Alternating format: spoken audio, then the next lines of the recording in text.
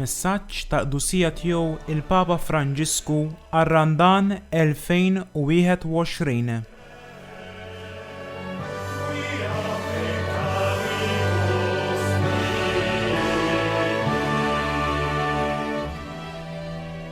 Araw, issa aħna tilejn Ġerusalemme. Ir-Randan, żmien ta' tiġdid tal-fidi, it-tama u l-imħabba.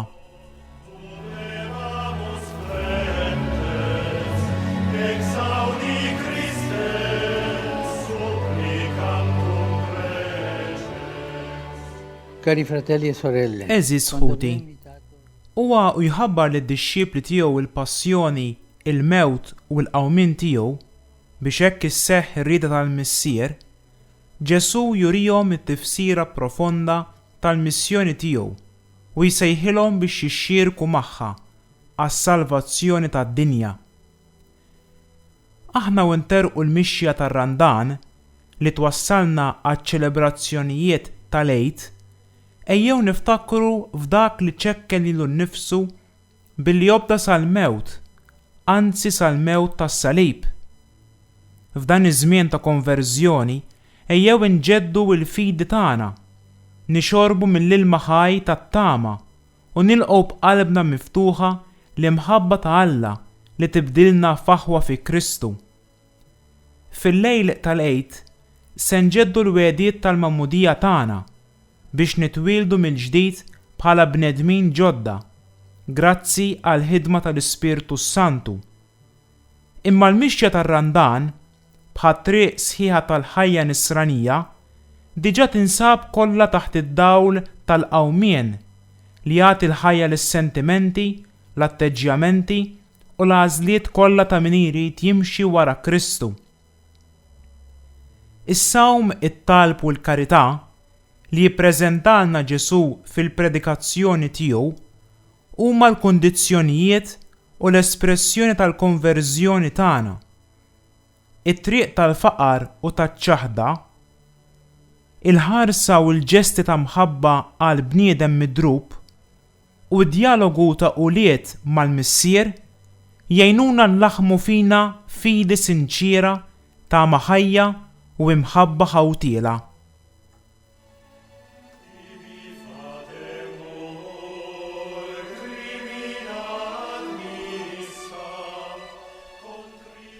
Il-fidi li sejħilna nilqgħu l-verità u nsiru xhieda quddiem Alla u quddiem ħutna kollha. F'dan iż-żmien tar-Randan li nilqgħu ngħixu l-verità li deret fi Kristu ifisser qabel xejn inħallu l-kelma ta' Alla tilħaqna li tiġi mgħoddija lilna minn ġenerazzjoni għall-oħra mill-Knisja. Din il-verità mhix rikostruzzjoni tal-intellett irriservata biss għal ftit imħuħ magħżula, superjuri jew distinti, imma hija messaġġ li nirċievu u nistgħu nifhmu grazzi għall-intelliġenza tal-qalb, miftuħa għal kobor ta' Alla li jħobbna qabel aħna stess biss nintebħu.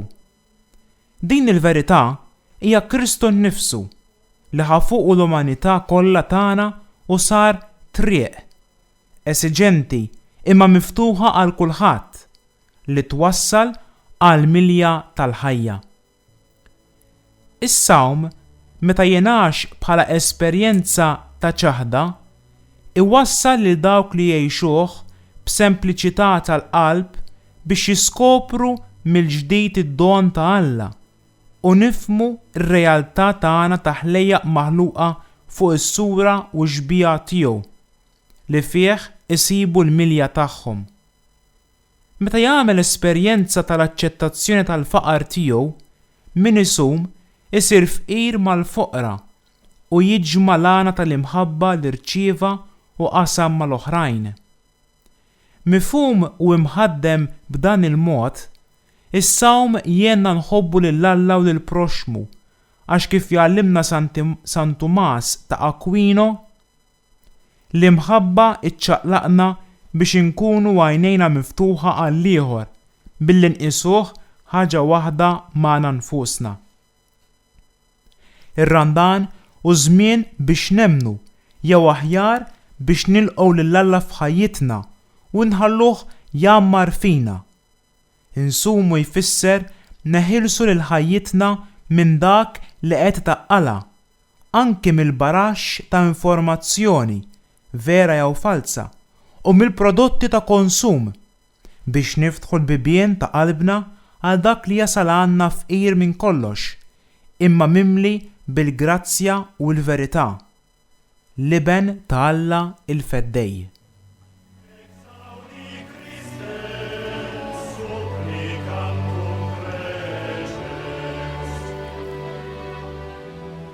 It-tama bħala ilma ħaj li bih nistgħu nissoktaw il-mixja tagħna.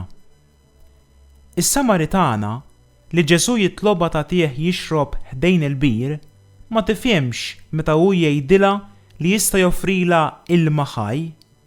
Għal bidu naturalment moħħha jmura l-ilma materjali, imma Ġesu qed jifhem l-Ispiritu Santu, dak li hu kien se jagħti bil-kotra fil-misteru tal-għid u li jsawab fina t-tama li ma tqarraqx. Diġà fit-tħabbira tal-passjoni u l-mewt tiegħu, Ġesu ixandar it-tama meta jgħid u fit-tielet jum iqum. Ġesu ikellimna fuq il-futur miftuħ beraħ mill-ħnina tal-missier li nittamaw fl-imkien miegħu u grazzi għalih ifisser nemnu li l-istorja ma talaqx mal-iżbalji tagħna, mal-vjolenzi u l-inġustizzji tagħna u mad-dnub li salab l-imħabba. Ifisser li mill-qalb miftuħa tiegħu nirċievu il-maħfra tal-missier. Fil-kuntest attwali ta' tħassib li fih qed ngħixu u fejn kollox jidher dgħajjef u inċert, li nitkellmu dwar it-tama jista' jidher bħal provokazzjoni. Iż-żmien ta' Randan u magħmul biex nittamaw, biex nerġgħu ndawru ħarsitna fuq is-sabar ta' Alla li jkompli jieħu ħsieb tal-ħolqien tiegħu, meta aħna mill-banda l-oħra ma mxejniex sew miegħu. Hija tama fir-rikonċiljazzjoni li għalija isejħilna b'ħerqa San Pawl, ħallu lil Alla iħabbibkom miegħu. Meta nirċievu l-maħfra fis-sagrament li hu fil-qalba tal-proċess ta' konverżjoni tagħna, insiru aħna wkoll dawk li jqasmu l-maħfra. La nkunu rċivejni aħna stess, nistgħu noffruha billi nkunu kapaċi nħadnu dialogu attent u nadottaw imġiba li tfarraġ lil midrub. Il-maħfra ta' Alla, anke permezz ta' kliemna u l-ġesti tagħna, tenna ngħixu għejd ta' fraternità. Fir-Randan ejjew inkunu iżjed attenti biex inlisnu kelmiet ta' inkoraġġiment li jfarġu, li jqawwu, li jikkunslaw, li jħeġġu, flok kelmiet li jumiljaw, li jniktu, li jdejqu, li jmaqdru. Xi drabi biex twassal it-tama biżżejjed persuna ġentili li twarrab għal ġenb l-inkwiet tagħha u l-bżonnijiet urġenti tagħha biex tagħti attenzjoni, biex tirregala tbissima, biex tlissen kelma ta' tħeġġiġ, biex tagħmel possibbli spazju ta' smieħ għal btant indifferenza. Fil-ġabra u fit-talb, fis-skiet, it-tama tingħatalna bħala ispirazzjoni u dawl interjuri li jdawwal sfidi u għażliet fil-missjoni tagħna. Għalhekk huwa fundamentali li ninġabru biex nitolbu u niltaqgħu fis-sattra mal-missier kollu ħlewwa. Ngħixu Randan bit-tama ifisser inħossuna f'Ġesu Kristu xhieda ta' żmien il-ġdid fejn Alla jġedded kollox. Ifisser nilqgħu it-tama ta' Kristu li jagħti ħajtu fuq is-salib u li Alla jqajmu fit-tielet jum, dejjem lesti biex nagħtu tweġiba lil kull min jitlobna l-għala tat-tama li għandna.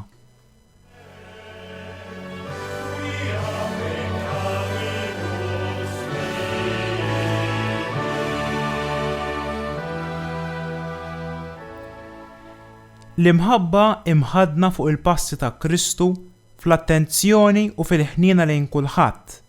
Hija l-ogħla espressjoni tal-fidi tagħna u tat-tama tagħna. L-imħabba titenna meta tara lil ieħor jikber. Għalhekk idbati meta l-ieħor ikun qed ibati, waħdu marit bla saqaf fuq rasu imkasbar fil-ħtieġa. L-imħabba hija l-ħerqa tal-qalb li toħroġna minn nfusna u toħloq ir-rabta tal-qsim u tal-komunjoni.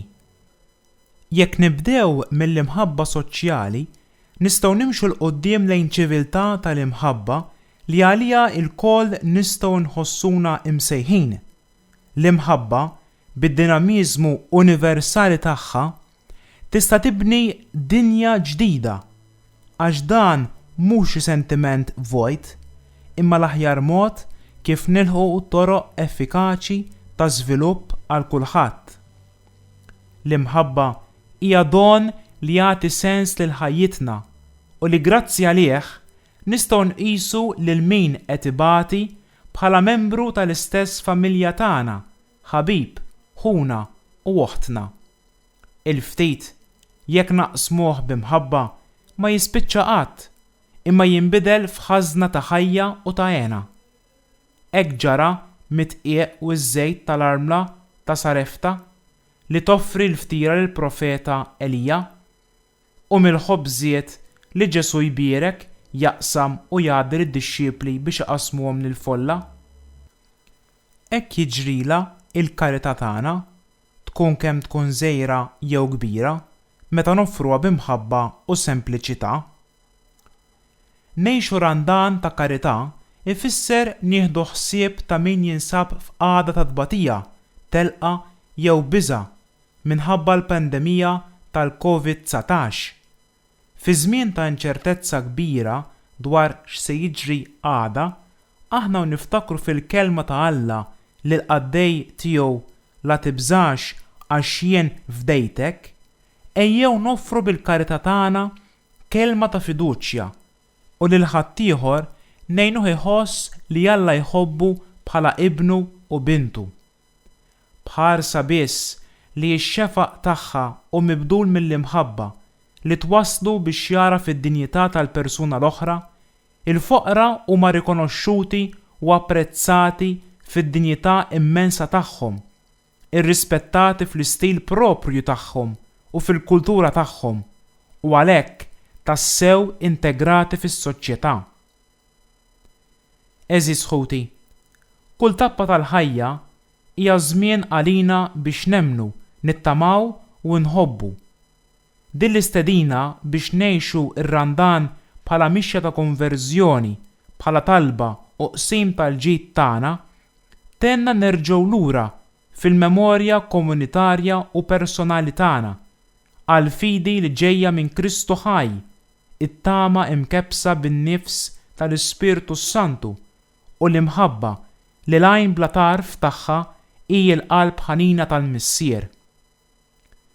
Marija, Omm il-Feddej, fidila f'riġlejn is-salib u fil-qalb tal-Knisja, tweżinna bil-preżenza attenta tagħha u l-barka tal-irxoxt isseħibna fil-mixja tagħna lejn id-dawl tal-Għid. Ruma, San Ġwan Lateran, 11 ta' Novembru 2020, tifkira ta' San Martin ta' Tours. Franġisku.